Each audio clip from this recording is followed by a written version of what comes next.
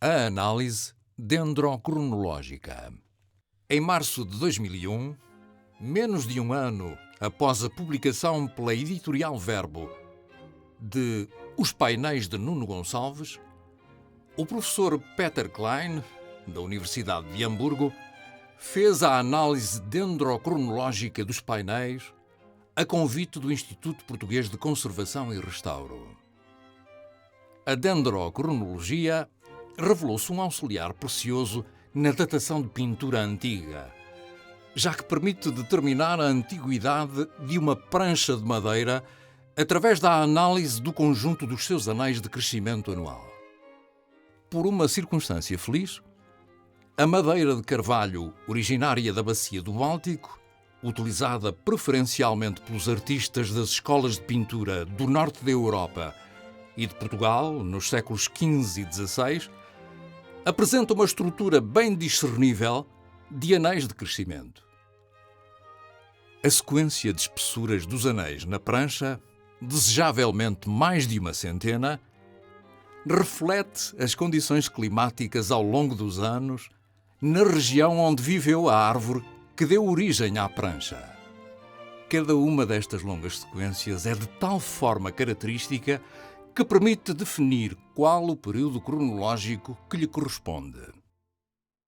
É uma técnica muito utilizada e para pessoas de ciência é extremamente reconfortante, é sempre curioso, é extremamente reconfortante ver que estudos científicos de uma área são depois aplicados em áreas humanas, como é a história da arte. Tem sido muito aplicada porque permite confirmar ou desconfirmar e infirmar uma série de proposições ou de pressupostos que se teriam sobre a datação de pinturas. E por isso, para nós, é muito interessante ver como isso trabalha.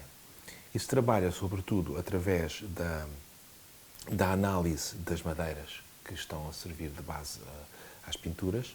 Essa análise é feita de uma forma quase não destrutiva, é raspado um bocadinho e depois são olhados os diversos anéis. E o que é impressionante é que se acumulou tal conhecimento sobre as madeiras, sobre o desenvolvimento das madeiras e sobre a disposição dos anéis, que hoje os peritos podem olhar para uma tábua e medir e ver a que anos corresponde cada anel dessa tábua. Os resultados, à luz de múltiplos estudos efetuados nas últimas décadas, sugerem que os painéis foram pintados com elevada probabilidade durante a década de 1440,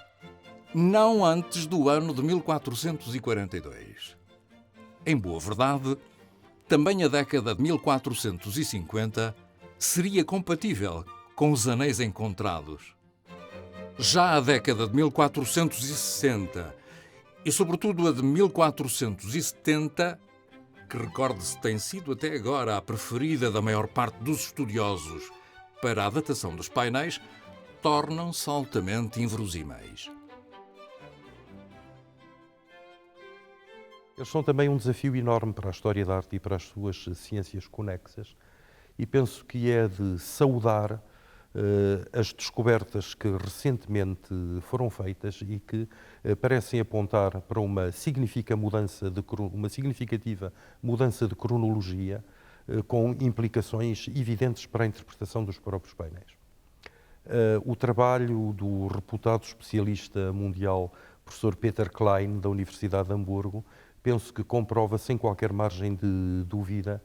que a datação dos painéis deve ser considerada cerca de uma geração antes daquilo que até agora era a tese dominante. E, portanto, acho que uma questão de honestidade científica nos deve levar a reconhecer que a data evidentemente mais provável é a de meados da década de 40, 1440, o que mais reforça a credibilidade da descoberta conexa da leitura do monograma que se encontra na bota do rei Dom Duarte, que comprova a autoria de Nuno Gonçalves, em conjugação com a marca que podemos encontrar na botina da figura que indubitavelmente é Dom Afonso V e onde podemos ver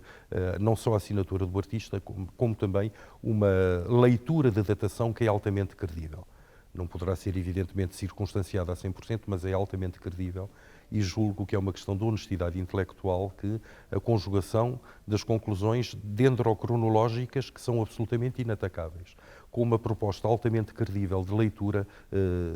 destes sinais, que consideremos que, de facto, 1445 deve ser encarada como a data desta obra tão significativa da arte portuguesa. Esta descoberta, que se deve também a Jorge Filipe de Almeida, penso que deve ser de saudar, e eu só tenho que lamentar, com toda a honestidade, que tenha havido alguma resistência no mundo académico e erudito que preferiu encostar-se a teorias, não direi mais fáceis, mas mais consagradas, do que enfrentar uma discussão intelectual, de facto, aberta e profícua, que eu teria saudado, porque, de facto, se pretendemos que a história da arte continue a ter foros de ciência, tem, evidentemente, que adotar métodos de ciência, um dos quais é a credível e aberta adoção e discussão rigorosa de uma nova hipótese, que não deve ser rebatida com estereótipos ou com ideias feitas, mas que deve ser, evidentemente, considerada por aquilo que vale e por aquilo que pode valer. Este assunto tem despertado interesse internacional, é raro que isso aconteça. E as pessoas que estão de fora destes assuntos gostam de ler as revistas internacionais e ver uma discussão internacional sobre o problema dos painéis de Nuno Gonçalves. E o professor Peter Klein, que é um perito nisto, desenvolve uma série de argumentos que me parece que fazem todo o sentido. Quer dizer, ele fala com a autoridade que tem, mas o que ele diz parece-me que faz todo o sentido.